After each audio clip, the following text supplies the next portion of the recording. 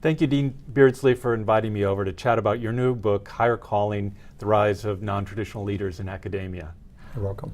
Is there anything, after you've done this research, that characterizes in your mind who a non-traditional leader is? Are they older, younger? Are there as many women as men? Are they all MBAs? What does a non-traditional leader look like in higher education these days? There's thousands of different profiles out there, but there are some characteristics that Higher Callings research does point out. Most of the non-traditional leaders do have their doctorate.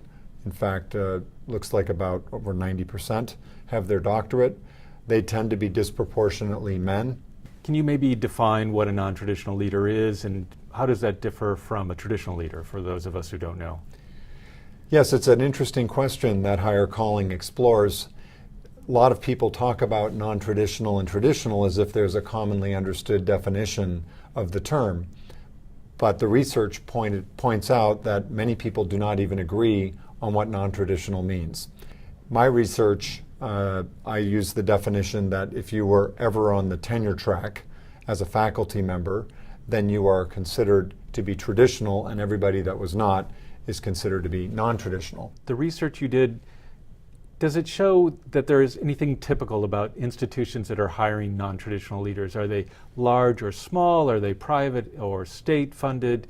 Do they have a certain ranking? Is there anything that characterizes these institutions? In Higher Calling, I tried to answer this exact question through quantitative survey of the types of schools that actually hired non-traditional leaders, the way I defined it. And the most predictive variables were ranking.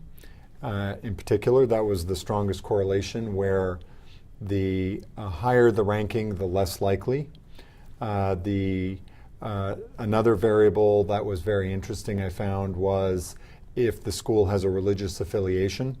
There tends to be more non-traditional leaders associated with that. Also, if you look at things like geography, there are more non-traditional leaders in the South than there are in some other geographies like the West.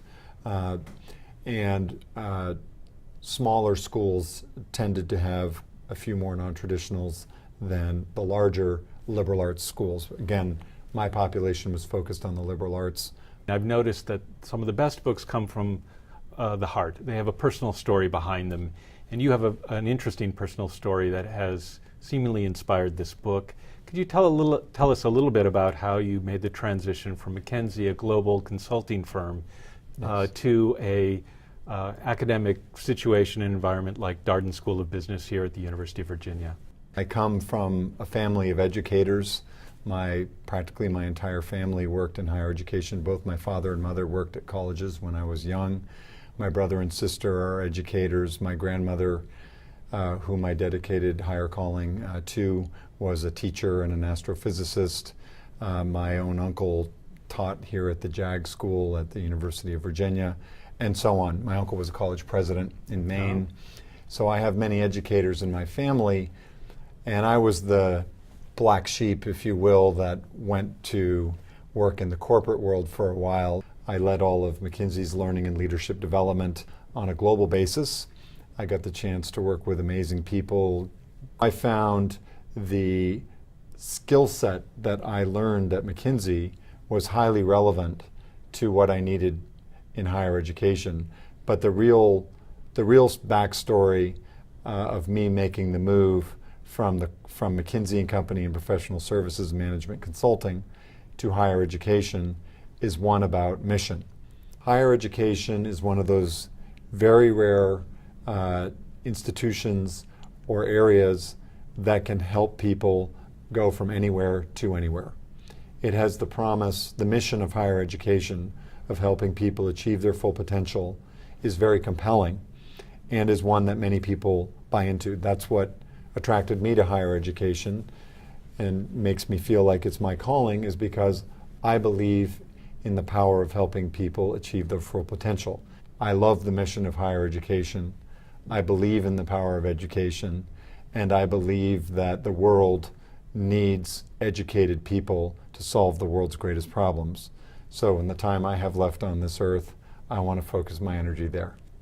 There are, I think, other people who are facing midlife points where they would like to try something new or try to get into some new career path or change their career path. Is there any advice that, since you've done it successfully, is there any advice you would care to give them?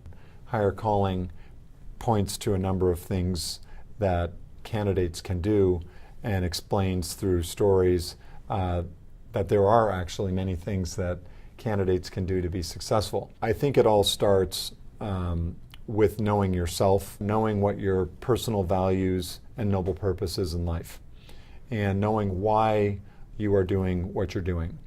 So the first step, I think, is for people to self-examine what gives them the greatest meaning in their life. Secondly, what their strengths are, what they're really good at. Thirdly, what is a realistic set of opportunities that they might consider, and to sometimes reframe what they might be good at. No one person has every skill, but the leader that knows what they don't know and knows also what they're good at and what they're not good at is much more likely to bring together a team that is able to address the situation. That's the recipe for success.